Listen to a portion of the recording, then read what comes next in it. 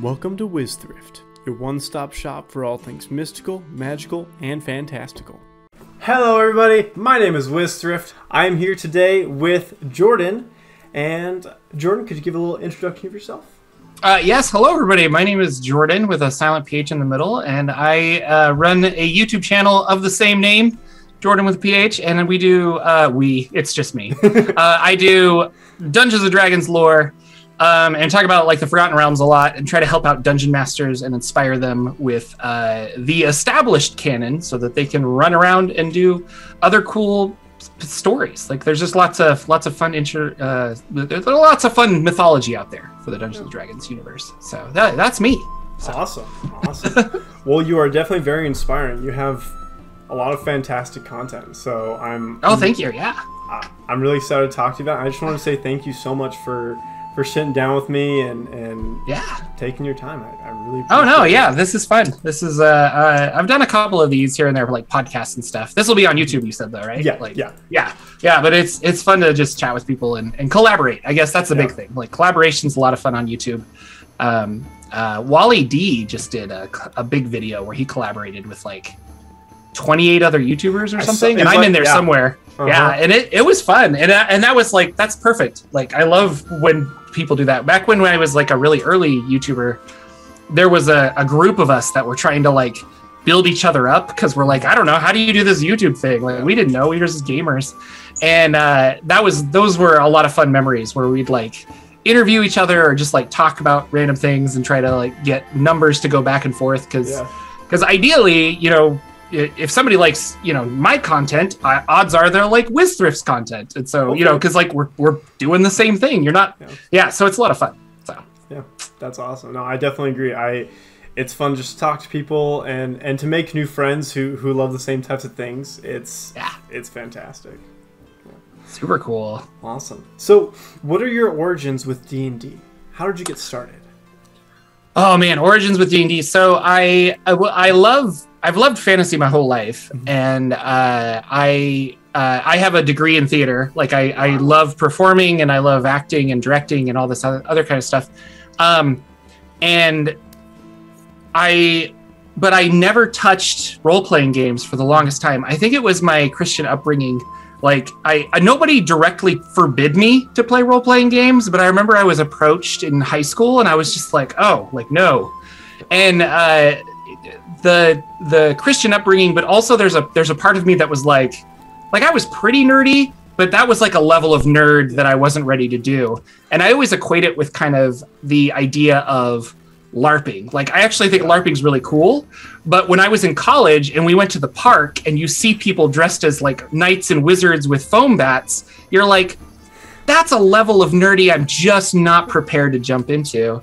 And honestly, that's sad, because it can be way fun, and you should jump into that kind of level of nerdy and like let people do what they want. Like let them play a game with foam bats. Like who cares? Yeah. But I got into the hobby very, very late. I was 30 something. I don't know. I'm 38 right now. Okay. So it was right before 5th edition came out, and a friend of mine, I was in a play, and he was in the play with me, and he was just like, we got on the subject of Dungeons & Dragons, because I was telling him that one of my favorite video games of all times was Neverwinter Nights, and I like played that all the time. Yep. And he's just like, oh yeah, like, but the game was like, you know, actual role-playing games are better. And I was like, oh, I've never like done that. And he's like, what? And so he organized a whole group of people, and when we started talking about playing D&D, like everybody all of a sudden in the cast was interested, because I think it was one of those secret things that nobody like, you're never going to seek it out, but if it's right there, you're like, yeah, I want to jump on board. And so we played AD&D 2nd edition, because that's what he was familiar with. And he wasn't dungeon mastering. He found another friend of his to be the DM. And there were like 9 of us at the table or something crazy, like so many people. But it was all my friends, and it was a lot of fun. So I made a gnome mage. Nice. And I ran around as my gnome mage, and his name was like Jaren Pennysloth or something silly. I don't know. And we were in basically like a funhouse dungeon, and nobody really knew what was going on. well, except for the people that had played before, which I think at the table there were 3 people, the Dungeon Master and 2 other people that had actually played D&D before. And so we did that. The game lasted 4 sessions, maybe 5. And then people moved away, and like the group kept shrinking. And I kept thinking like, oh, if the group is shrinking, like this will be great. We'll have like 4 people and a Dungeon Master. Like that'd be awesome. But they ended up canning the whole thing. Oh. So I was hooked. I was like, this is awesome. Like I want to play this some more. And so I was like, but why are we playing 2nd edition when there's this 4th edition? Like, isn't higher numbers, isn't that better? Like, that's the latest, thinking it's like you're patching software or something. I don't know what I was thinking, but I was like, okay, let's do that. So I went out and bought a whole bunch of 4th edition books, and I grabbed a lot of the people that were interested at the table, and we all learned together how to play 4th edition. Nice. And we ran through Keep on Shadowfell, which is like the introductory adventure for 4th edition. And then I ran like a hodgepodge game of just things that I was making up and lots of stuff, and it was really fun. And we had a lot of fun with 4th edition, but I also think like we just didn't know anything else. And so you're like, I don't know, it's fun, but like the combats were way too long. And by the time we got around like 10th or 11th level, it was like, ooh, this is hard. And then 5th edition came out, and I suggested that we switch over from 4th edition to 5th edition. And so we did with brand new characters, and we kind of like learned the game again with people. And it was around that 4th edition, 5th edition time that I was like trying to start a YouTube channel. Like I just kind of liked the idea of a YouTube channel. Yeah. And I love movies, so I was trying to do like movie reviews, but it wasn't really taking off or working. And I don't know as much about movies as I want to think that I do. And I don't, and there's so many movie channels and stuff like that. So I started looking for like Forgotten Realms content because I wanted to have a better understanding of this like huge multiverse that I didn't really know existed. And I couldn't really find it. And so that's how that translated into like, well, if I'm already researching this and I'm looking for the content and nobody else, and it's not on YouTube, like I should put it on YouTube. Yeah. And so that's where I started that. But yeah, so I really didn't play any games until I was in my, like 30 or 31 or so. And then a lot of 4th edition and a lot of 5th edition. To this day, I've still never played 3.5. But I've played basic original D&D and AD&D, just 3.5 now. That's the only one I haven't really touched. So, wow, yeah, that's a great story. I mean, and now it's like your whole life. It's huge. Like I mean, look behind me. I've got all these books and stuff, and I got or hexagons on the wall. I love the performative aspect of it, and I love the storytelling aspect of it. And I think there was a guy I was listening to a podcast, and he was a professional improviser, maybe through Second City or something in Chicago. Okay. Can't quite remember, but he was tagged on to be, or he was, hired to be one of the like faces for this role-playing game that they were testing out. And he had the best example where he's like, well, in improv, it's not just that you don't know what you're doing, because that's a thrill to get on stage and be like, I don't know what we're going to do. But it's the idea that you're sharing a story with other people, not just the audience, but the other actors. Yeah. So you have all these actors on stage, and you're just like, yeah, it's really windy. And they're like, I know, it's been hard at sea. And you're like, you windy at sea. Yes. And you build it together. And there's a fun and there's a joy in that. Yeah.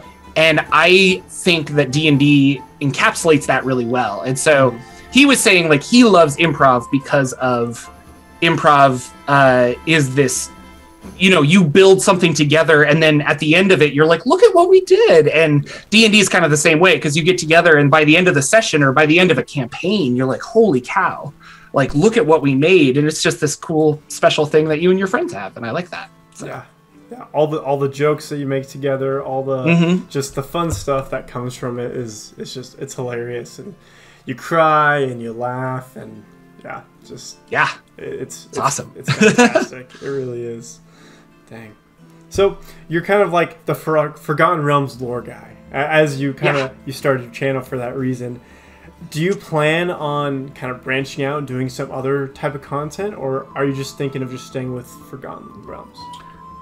Well, no, I am branching out, and I have actually branched out quite a bit from when the channel was originally called Forgotten Realms Explained, and then I kind of switched it over to just Jordan with a PH, which makes no sense, but that's okay. There's so much Forgotten Realms history that I really could just stay and make Forgotten Realms material. But there's the balance between is anybody going to watch that kind of a thing, you know, because you could talk about like, here's a random town that but if it's not super interesting, and I guess my point is if it's not interesting to me, I don't really want to make a video about it. Sure. So I don't. So researching other campaign settings, I've been doing, or a while ago, I did some Eberron videos, and I have an Eberron campaign that I might run. And if that happens, I'll probably end up making a bunch more videos because I'll be researching it actively. Yeah. But I did a Spelljammer series, which has been a lot of fun. Saw that. And then with Van Richten's Guide coming out in a couple weeks, 3 weeks or so, I started doing some Ravenloft videos. I actually just ordered a Dark Sun reprint from Drive-Thru RPG, so I'll have that book to kind of flip through and get ideas from. So no, I think overall, I want to make like, here's lore for everybody kind of a thing. Like if you're interested in this and this and this, and honestly, the channel is kind of just turned into things that I'm interested in. Mm-hmm. And so I am interested in mythology in general, but how do you apply that to a game session? So yeah. Sure. Mythic Odysseys of Theros. That's a pretty good one.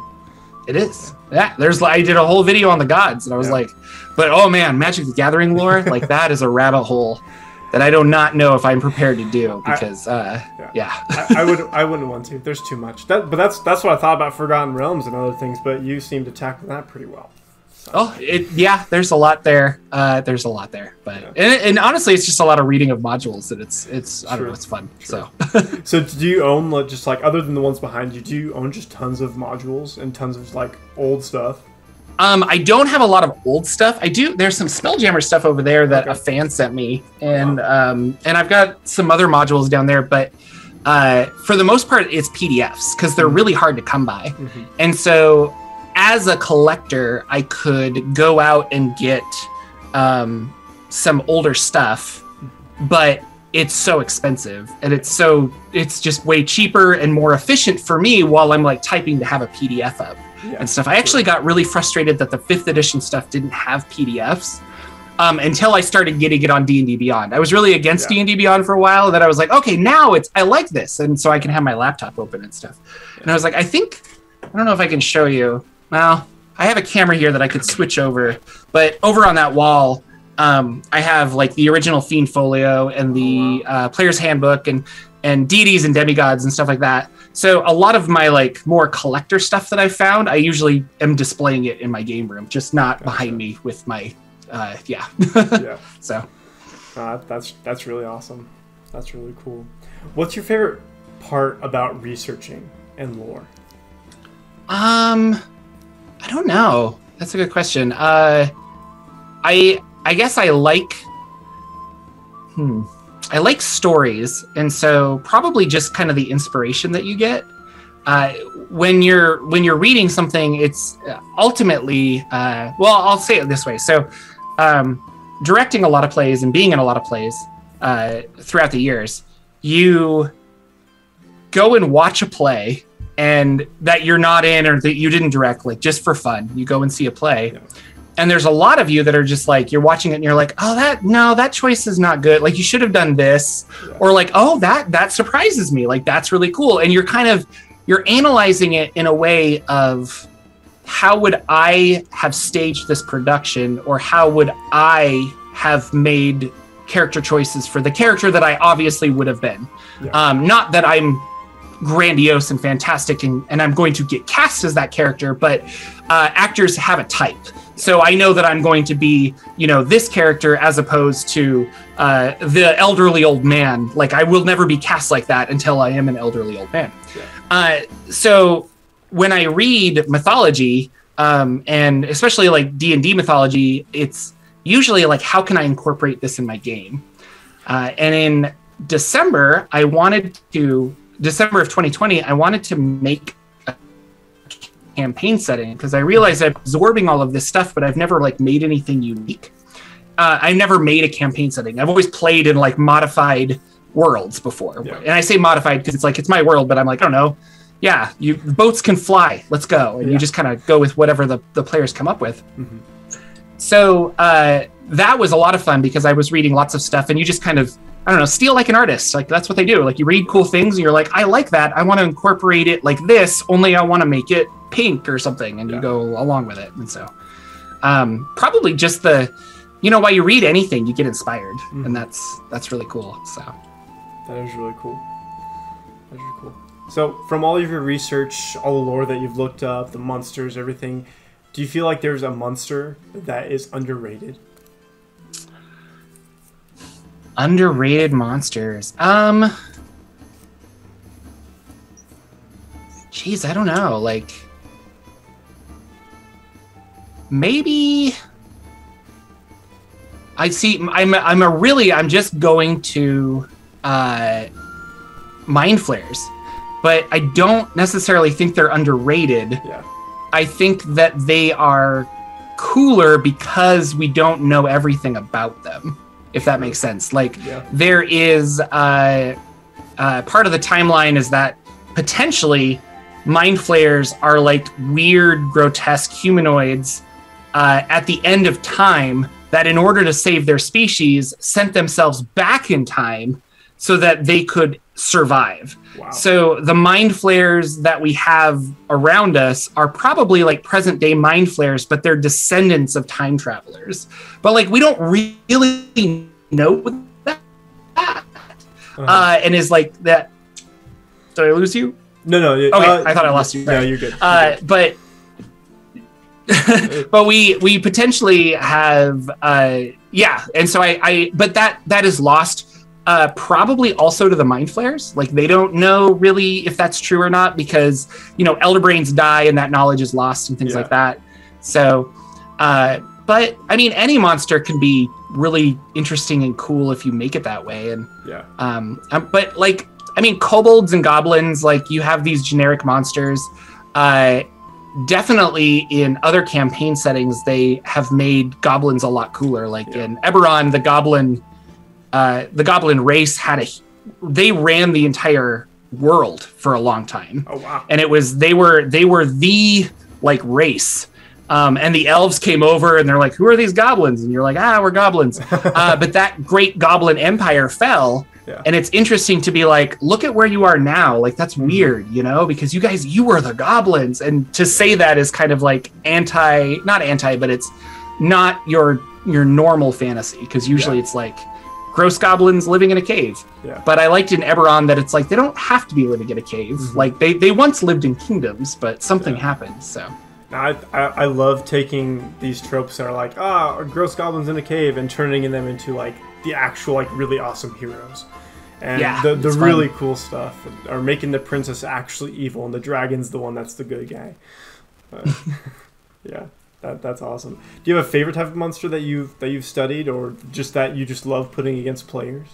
Oh, I think I love kobolds a lot, and I would say that I use them because I just think they're fun. And I have a kobold thief that I've played in a couple campaigns that I want to continually play because I'm like, it's just fun, like greedy little kobolds of Tiamat. Yeah. But. I love oozes, and it's funny because people were like, really? Like, what do you... And I had a whole campaign that I was making about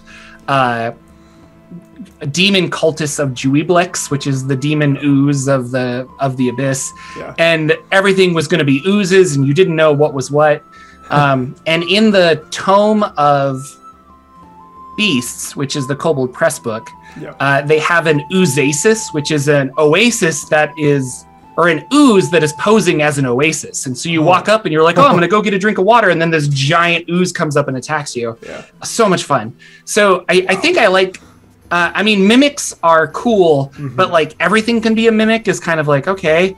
But I like the idea that you're not sure like about oozes for some reason, and I can still catch my players off guard with that. So gelatinous cubes are probably one of my favorites, simply because I've used them so many times, and I've surprised my players when they're just like, I should have known that it was a gelatinous ooze, like, or gelatinous cube. Yeah. So I'd have like a skeleton like rise up off of the ground and just like follow them, and they're like, what is happening? And then as they reach out to touch the skeleton, it turns out that it's a gelatinous cube, but it was just invisible because of its being translucent, and then it sucks in the fighter, and they're like, oh, I thought it was a floating skeleton. And I'm like, ah. So I like oozes. Yeah, I like gelatinous cubes and black puddings and stuff like that. I just think they're cool. Yeah, no, I think black puddings, and I think a lot of oozes have the ability to take away the magical property from stuff and just to destroy weapons and armor. And I think it's really scary for players.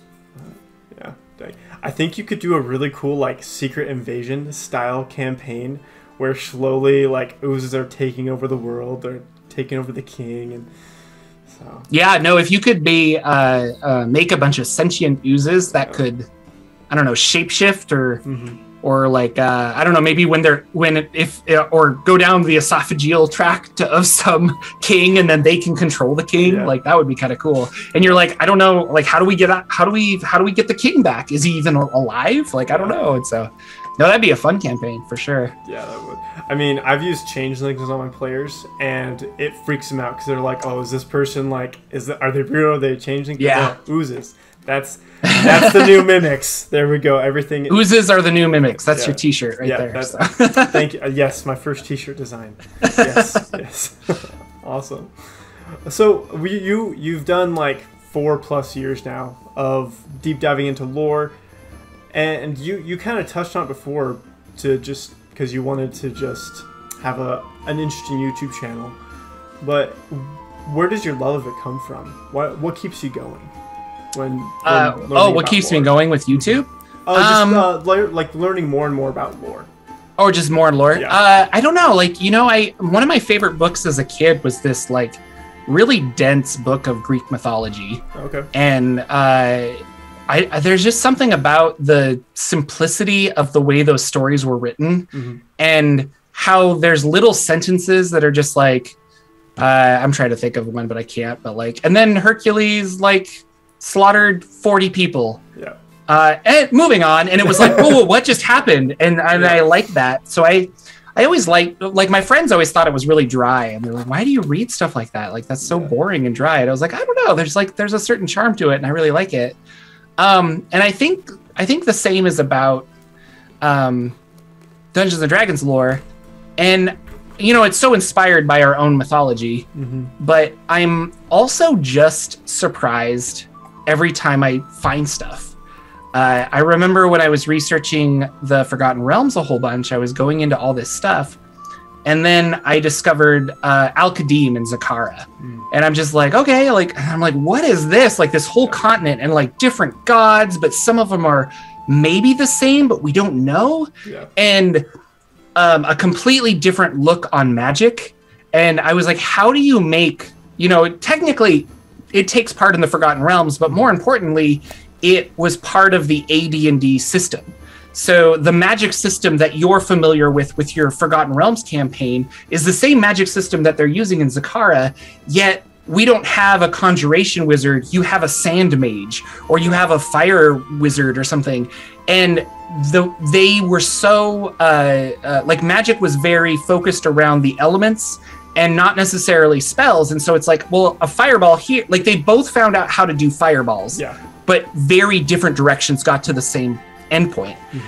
And that I think is the charm of D&D, because if you play it long enough, you know, like, oh, I can cast fireball, I can do this and this and this. But if you have a DM that's coming up with their own world and creating a bunch of stuff, then you have, you can get that surprise on players' faces sometimes. And not to like, I'm not plugging Van Richten's Guide because it's not even out yet, but I think the older Ravenloft stuff did that really well, where it's like, okay, we're going to play Ravenloft. And you're like, great, I'm a priest of so-and-so, or I'm a cleric of so-and-so. And you get in there, and then all of a sudden it's like, yeah, you can't talk to your god.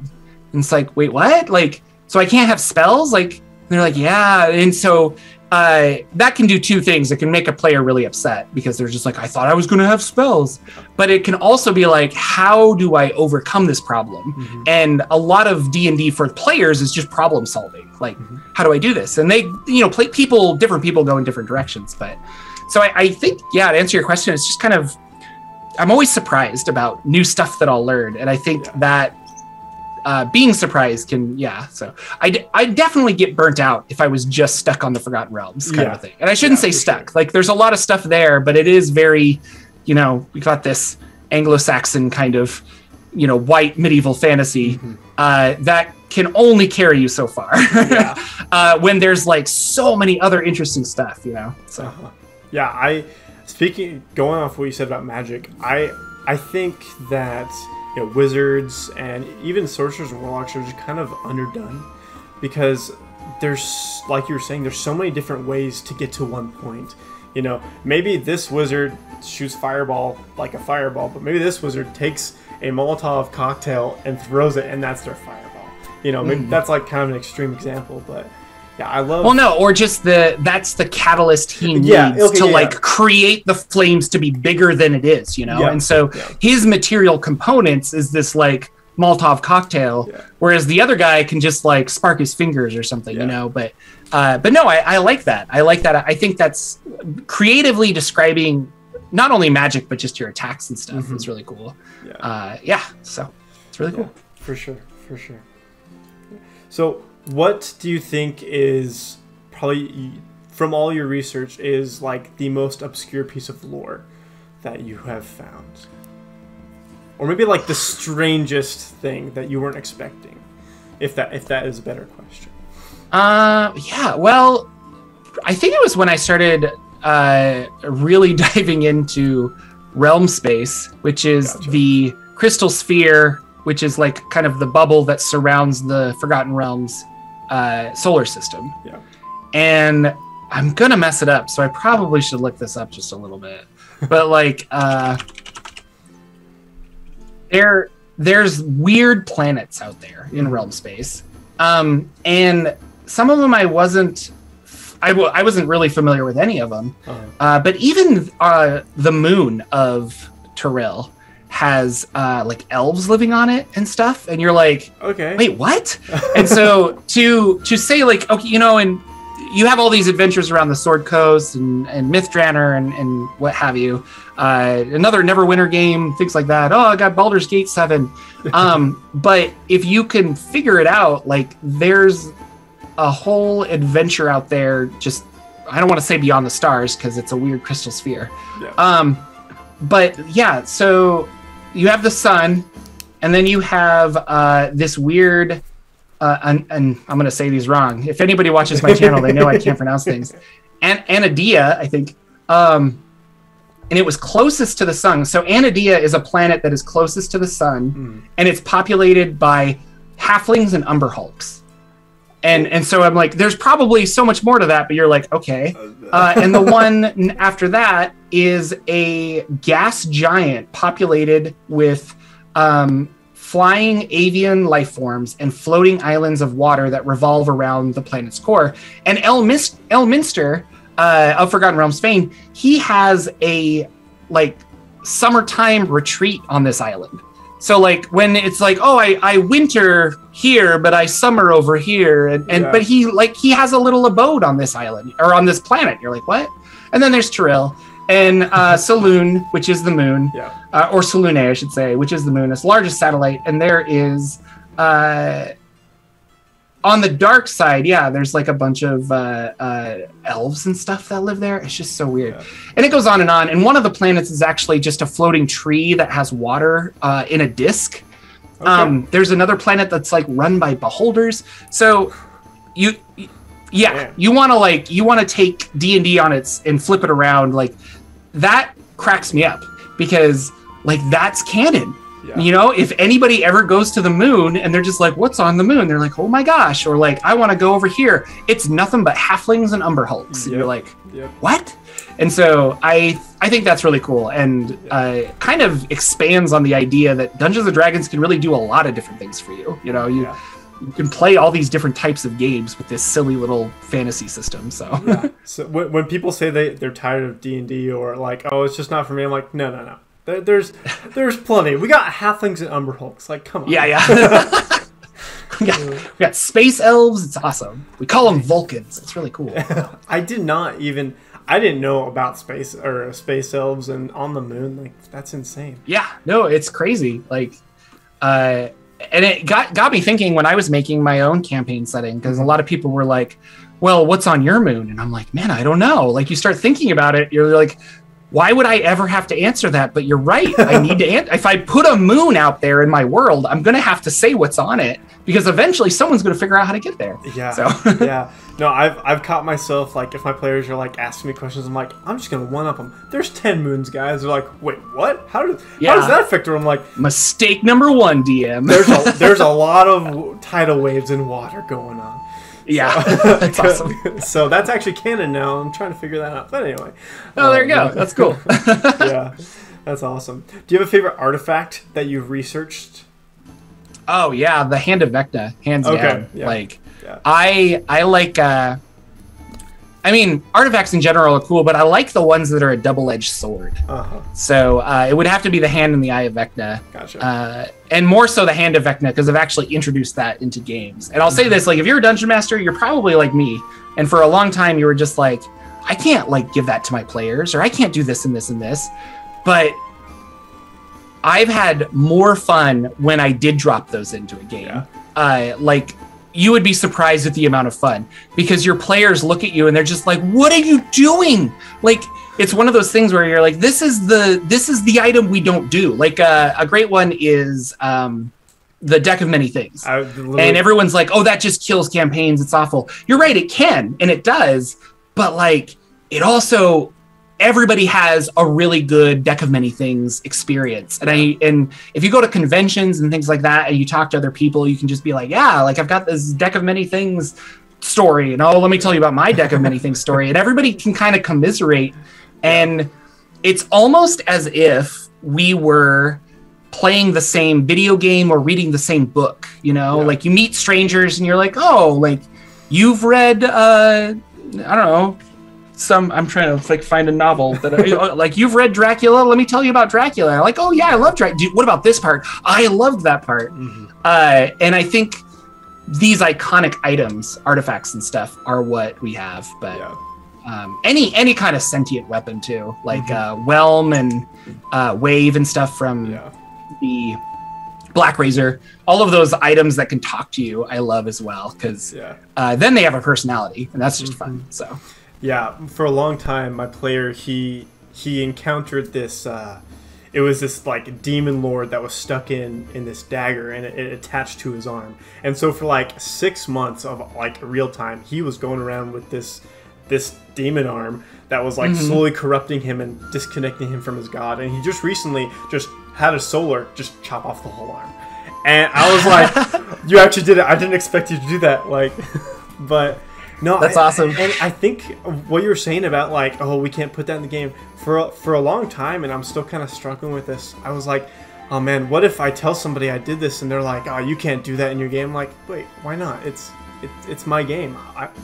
I can give the players whatever I want, you know. And so I think that's one thing I'm trying to figure out and change my brain a little bit, because. Yeah.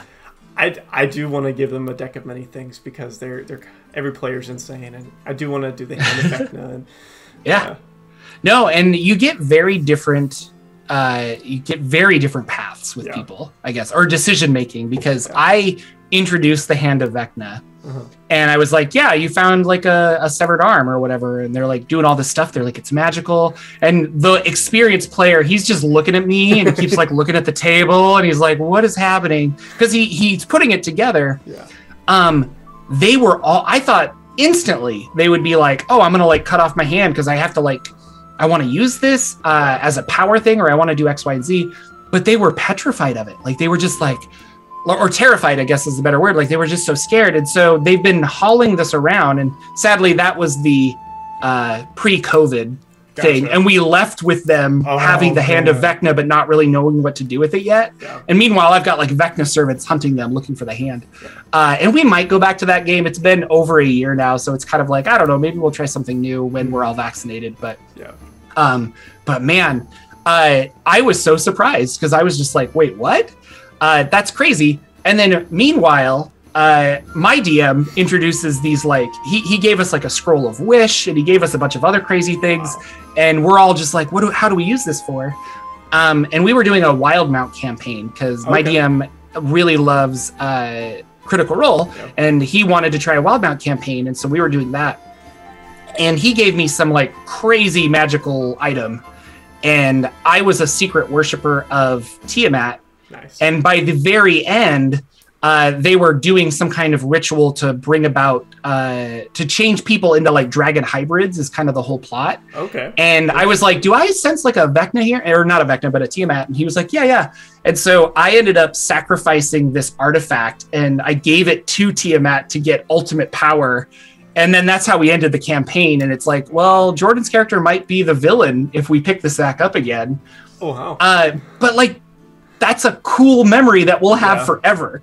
More so than just like, I'm too scared to touch the hand of Vecna. Yeah. You know, like, I think that's really cool. So. Yeah. No, one of my characters, it was Descended to Avernus. He's died twice now, but he was just, he would touch everything. He like everything, and like he put his pinky in the river Styx and tasted it, and then he got feeble-minded. That's awesome. But like, yeah, he just touched everything, and then he actually became a, like, second time he got back to, when he got back to life, he became a warlock of Tiamat. And so there's this whole like interesting dynamic between Archon the Cruel and my gnome warlock, and then our Archon killed me because I was gonna try and become the champion of Tiamat. So but you know, but like, yeah, I love just touching things like that. So yeah, I think you've inspired me to just get a little crazy and do that stuff. You know, and if one of them isn't doing it for you, then roll a random one. Like the DMG is great. Yeah. You can make your own artifact sentient weapon, and it can do really cool things. Yeah. But I would always suggest like give it a downside, because that's kind of the fun. Is like it's gotta have a really powerful thing with a slight, you know, the Igwilv. What's the magical codex of Igwilv that just came out in Tasha's Cauldron? It's an artifact, but it has that, where it has this like negative aspect. And when my player first picked it up and attuned to it, she was possessed by a demon. And so she had a blast running around as this demon, playing her, still having her memories and stuff because of the way the spell works, the artifact works. And that's something that we're going to laugh about forever, where she's just like, oh yeah, that time that I was a demon for four episodes of the campaign. Like, yeah. Huh. So. Yeah. Demonomicon of Igwilv. That's what gotcha. Sorry. Yeah, okay. Couldn't think of the name, but no, I don't have everything memorized. Surprise. Wait, what? you're not like a master of your craft? No. How? I can't Ridiculous. Believe it. I did give one of my players an Ifriti bottle, and he hasn't opened it yet. But I'm waiting for the day when he does, because I really want to mess with them a lot. But yes, that's a fun one. You've inspired me to to mess with my players more, and just go for it, because you know what? It's my game. It's my game. Okay. Super fun. Last three questions before we end this up. So, what's your favorite race? Dwarves probably, but I usually play. I like dwarves a lot. I just like dwarves, but lately I've been wanting to play like kobolds and goblins and turtles, and just weird ones that I don't see at the table very often. So yeah, I was gonna play a grung in a campaign recently, but I ended up overcommitting to D&D. I was like, I probably should like do my real life stuff and mow my lawn every once in a while. So yeah. No, turtles are awesome, and actually, like my this company that I work with, we just did a Kickstarter of about turtles, and we added a bunch of different like sub races and stuff. So turtles, they're awesome. They're definitely underplayed. Okay, and favorite class? It's got to be, you know. Well, I've been going back and forth with this. I have always thought for the longest time that it was wizard. Okay. And I also will point out, I only until recently have been able to play. Like for the majority of my D&D career, I've always like ran D&D. And so I play like one-shots and stuff here and there. Yeah. But I love being a Gish, which is the melee magical person.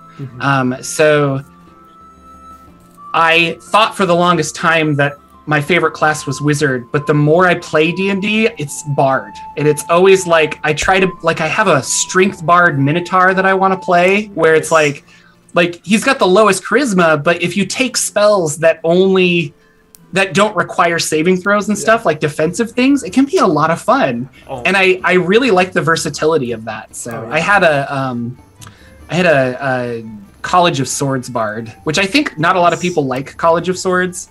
And it's not like the most powerful, and you kind of tie up your bonus action a bunch, but I love the flavor of it. Like, I want to be this like traveling knife juggler that is actually like a bard or something. Like, I think that's really cool. So bard is probably my job of choice, my class of choice. Okay. Yeah, bards are my favorite, and I think swords bard is awesome. I can think of a ton of different ways to kind of play that character. For me, the next bard I want to play is like a charismatic leader who is a swords bard, and he's just like inspiring people with his skill in battle. No, that's really cool. Yeah, but a Gish character, that's actually my favorite. I'm trying to find the perfect like sword arcane hybrid. And there's a lot of different ways you can do it. Okay, my last question is, it's my favorite question to ask everybody, but what is your favorite color? Oh, my favorite color is green. Oh, nice. Has been my whole life. I don't know. I'm not even wearing any green or anything. I've got blue tiles behind me, but like, I don't know. I really like green. Yeah. So there you go. There you go. Awesome. No, that's great. I love how quick you got that. Awesome. Whenever I'm in online games and you have the option of like coloring your tokens or something, I always like, I want green, because I hate it when somebody else has green and then I think it's me. I'm like, Awesome. Well, Jordan, with a PH, but the PH is silent. Thank you so much for sitting down and talking to me. I had a blast. Yeah, this was a lot of fun. Thank you. Is there anything that you want to shout out or talk about before we head off? So you can go to my channel, which is youtube.com/Jordan with PH in the middle. I also co-host a podcast called the Saturday Morning D&D Show, and we record live on YouTube every Saturday morning at 9 a.m. Pacific, and we just talk about like the news of D&D. And the podcast started as a way for me and my co-host Lucian to kind of analyze like what does it mean to be a better dungeon master? And because we were both kind of not new, but like I think a lot of people get into that mindset of like, did I do the right thing? Or like, my players said they have fun, but I don't know if I believe them. And so the whole podcast was kind of developed to be like, let's explore like what could I have done differently, kind of a thing. So we have a lot of fun. So you can just Google the Saturday Morning D&D Show and you should find us there. Lastly, I think that's about it. So I do those two things. So follow me on Twitter. I tweet all the time. It's fun. Awesome. Well, thank you so much again. I really appreciate it. And it was fantastic talking to you. Yeah, thank you. Have a great day, Jordan. Yep. Take care.